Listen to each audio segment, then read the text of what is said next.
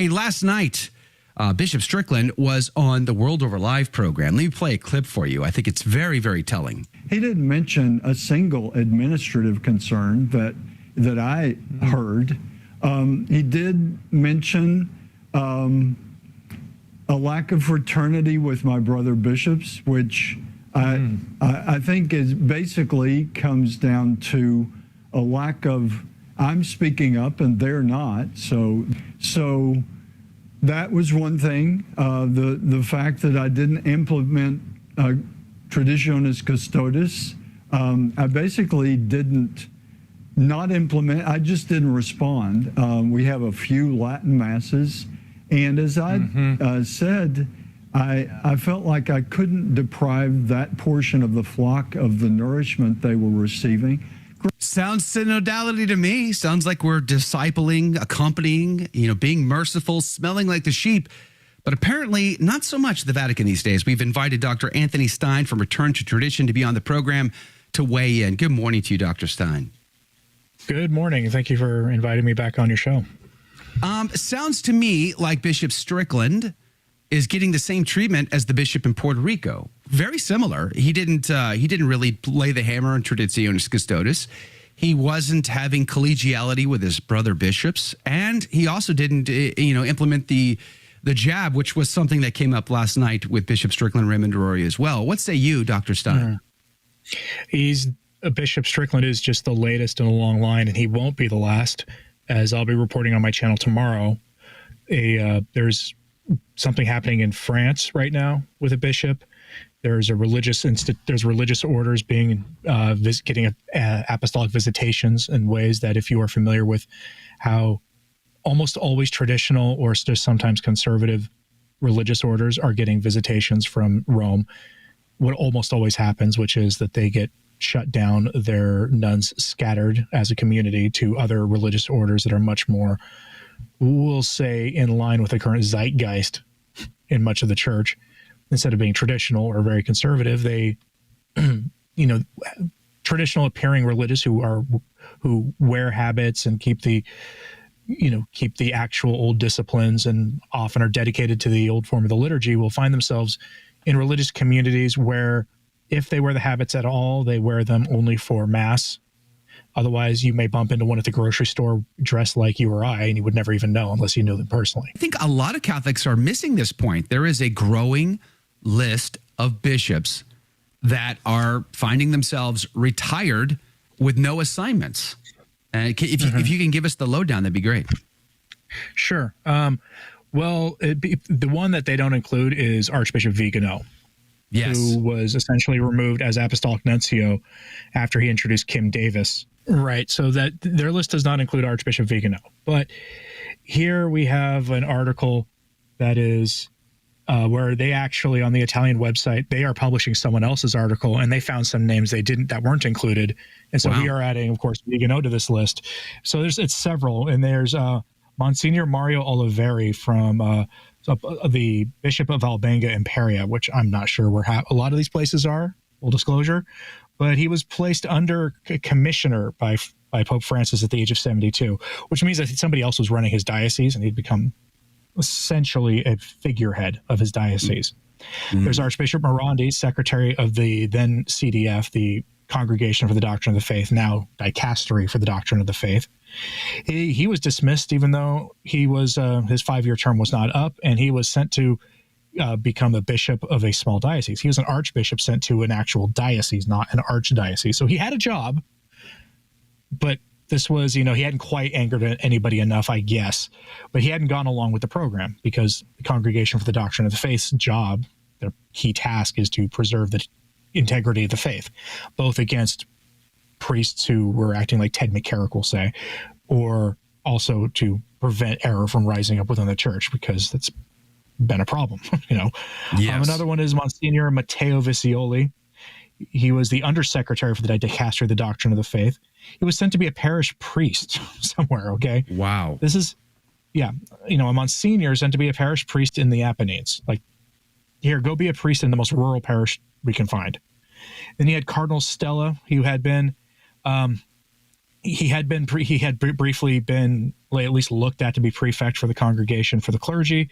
But after the end of his 5-year period, he wasn't given an assignment. And they have an article about that there if anybody's curious. There's Monsignor Jorge Carlos Patron Wong, secretary for the seminaries of the Congregation for the Clergy. He had been, I believe, working with Cardinal Stella in 2013 and then terminated. There's been a controversial audience. Again, go back to Vigano with that. And that helped earn him he and Cardinal Stella of being terminated. There was also Cardinal Piacenza, prefect for the clergy in 2010, who had been fired prematurely in September 2013 after only 3 of his 5 years in office. Wow. There was Archbishop Monsignor Pozzo from the president of a Pontifical Commission of Ecclesia Dei, downgraded to Monsignor. He'd been an archbishop and downgraded at the age of 72. Then Bishop Monsignor Derricole, Bishop of Ascoli Piceno, forced to resign at just 73. Remember, 75 is when they're required to turn in their resignation letter, but there are plenty of times that popes have just kept the letter in a drawer and had the bishop in question keep going for several years. There's also Cardinal Sarah, whose resignation he accepted as soon as he turned 75. Okay, Cardinal Sarah had been, do you remember, Joe, which congregation he had been in charge of? I don't remember offhand, but wasn't it liturgy? I believe it was liturgy, yes. And I remember right after he turned 75, weeks after he had issued something praising the traditional liturgy and talking about errors that we have in the ordinary form of the liturgy, at least in how it's offered in many dioceses, a lot of the liturgical abuse. He was let go right after that. Here's another one. This one should be familiar for anybody who has bought the probably most controversial book published this year in Catholic circles, and that's Monsignor Gonswein. He had been serving as the personal secretary for a time to both Benedict and Francis, but then Pope Francis sent him to go work full-time with Benedict, and then he was sent away with no assignment. He's currently essentially being an unofficial auxiliary bishop in a diocese somewhere. And by unofficial, I mean there's a bishop who has given him shelter and sends him to do things occasionally, and that's it. He has no official role anywhere. And that's just what this Italian article at Mason Latino added to this other one. So you got Monsignor Hector Aguirre, who is the Archbishop of La Plata. I had in my live stream I did on my channel this morning, he's been doing the series of letters on a sort of a state of the church kind of thing. And I had his most recent one this morning in my live stream. He is a bishop who, before Pope Francis became Pope Francis, he had been on the opposite end of the ideological spectrum from Hector Aguirre, and they had battled back and forth many times. And as soon as he hit 75, he was gone, just gone. And then there's the Paraguayan bishop Rogelio Ricardo Oliveras Plano, deprived of his diocese while he was in Rome. He was visiting Rome and lost his diocese. Wow. He had enjoyed personal favor with John Paul II, too, to give you an idea how drastically things changed in just a decade.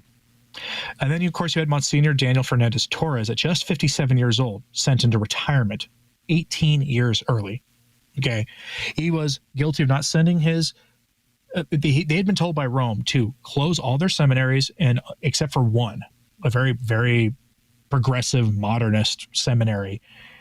And everybody was supposed to send in Puerto Rico all their seminarians there. He refused. He apparently didn't go as far with Traditionis Custodes as some liked. And of course, he didn't go down the jab road either. That's why he is being compared mostly to Bishop Strickland. There's so much in common there. And he has no job. He appeared at some event recently, but I think he was in his clerics, the sort of the more contemporary bishop's attire. But beyond that, he has nothing, no official role in anything. Yeah. In 2014, Francis got rid of Monsignor Michel Apoti, a former doctor and bioethics expert. He was the Archbishop of Paris, and then he sacked him. And then you've got, of course, Cardinal Burke in 2014. He had been prefect for the Supreme Tribunal of Apostolic Signatura, and then sent over to be the patron of the Sovereign Order at Malta at the age of 66, which is unusual to be that young. But even more unusual, he got there and everything was being done by other people. There was a big controversy there. They tried to blame on Cardinal Burke, And he said the first time he heard about the controversy was when he was actually having to deal with officials in Rome about the controversy. Wow. And then, of course, Cardinal Gerhard Mueller, somebody that he upsets a lot of folks these days because he speaks so clearly and is outspoken. Yet he can't count him as a rad trad. He's never been a rad trad. He's been a modernist for the most of his career, but he's level-headed. He's not bombastic. He's very sober, and he's very qualified as well. What say you, Dr. Stine? there are people who will remind me angrily in my comments sometimes that Cardinal Mueller is the author of a book on liberation theology, co-written with a liberation theologian, and that he gifted a copy of it to Father James Martin at the Synod. Yes. So I remind people that who are looking for much more deeper traditional orthodoxy in a future pontiff that Mueller's probably not the man you're going to want because you'll be disappointed. But at the same time, I think he is an effective voice against many of the things we're seeing now because he is a moderate.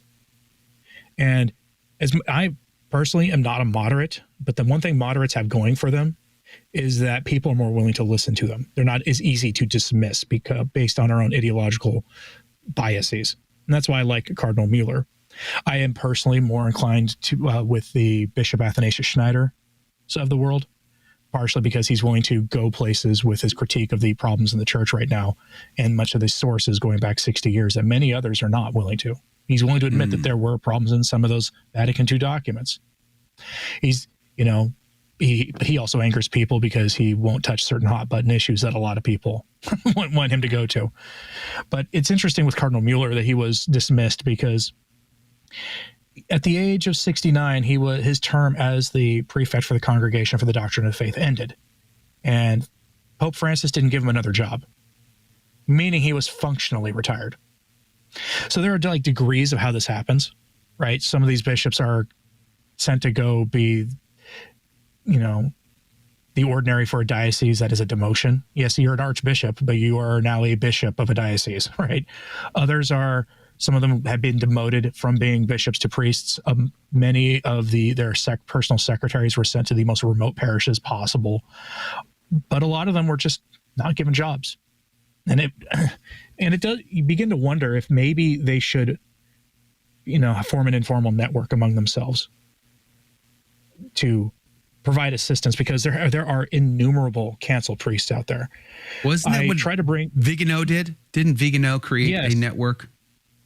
That's where I was about to bring back to Vigano. Archbishop Vigano, after several years of mostly writing letters and making the occasional internet appearance somewhere, people were publicly asking him to do something more than write letters. And so he founded an organization called Exsurge Domine, which is at first an Italian organization to help traditional priests dedicated to the traditional sacraments and the traditional form of the Mass who had been canceled by their bishops in Italy, to make it so that they had some kind of a bishop to work with and some, resources and things so they could offer Mass and the sacraments to people who wanted them.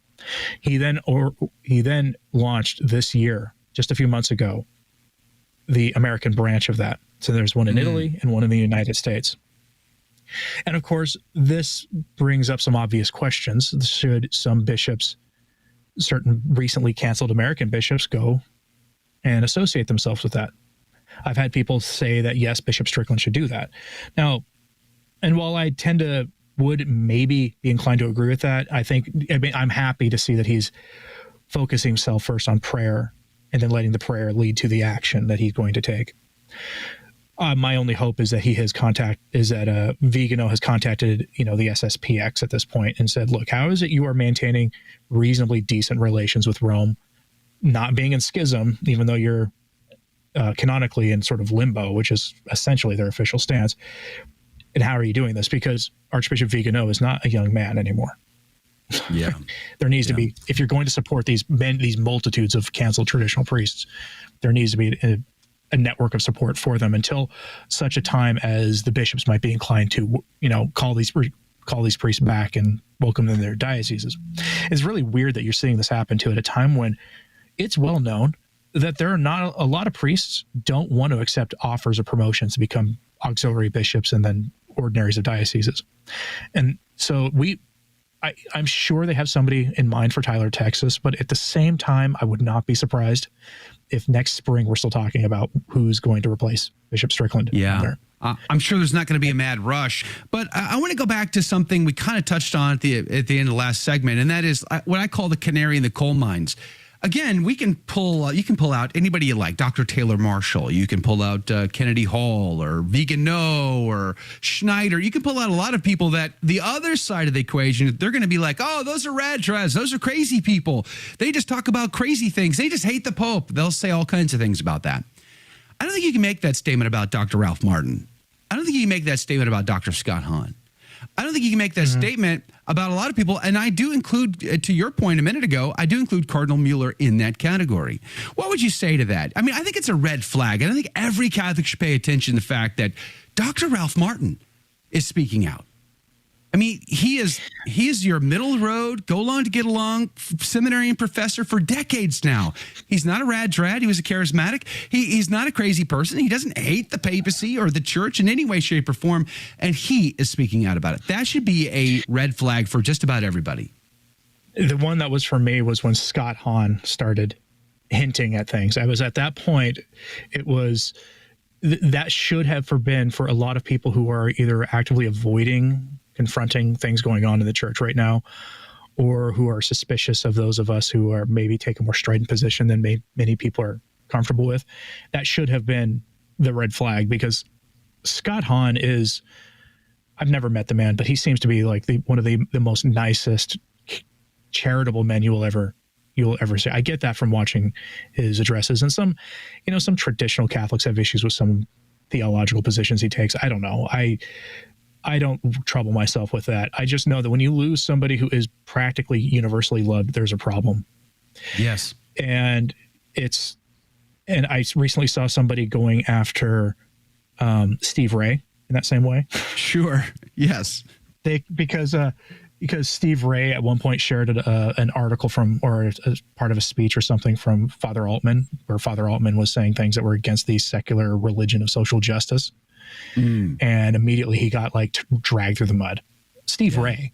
Okay. Steve Ray. If you've listened to Steve Ray. Someone who works for bringing people to the faith and leads pilgrimages in the Holy Land. Right. About as inoffensive as a public figure in the church as you're going to find. Yes, exactly. Yeah, that's where we're at. And I've worked with both Scott Hahn personally and Steve Ray personally on a number of occasions. And I can tell you from personal experience, time spent with them privately, that they are, as you describe, good people, well-meaning Catholics. They're that middle of the road and have not a harmful bone in their body. But when they are speaking out, I think every Catholic should go, oh, that's a red flag. That's definitely a red flag. You don't have to go all the way to Taylor Marshall's infiltration. You can stop right at Steve Ray, Dr. Ralph Martin, Scott Hahn, and dare I say Cardinal Mueller. And there's a bunch of others. They're not alone. That's just a representative category there. Did you like that video? It's okay. You can admit it. It's perfectly fine. Hey, we cover the big stories of our day, from inside the church to outside the church to all points in between, and we do it from a Catholic perspective. It's called A Catholic Take. It's a radio program Monday through Friday. We live stream it right here on this channel, by the way, so make sure to subscribe, like, and share. We would be very grateful to you. And don't forget, you're going to want to watch this video right here because you don't want to miss anything.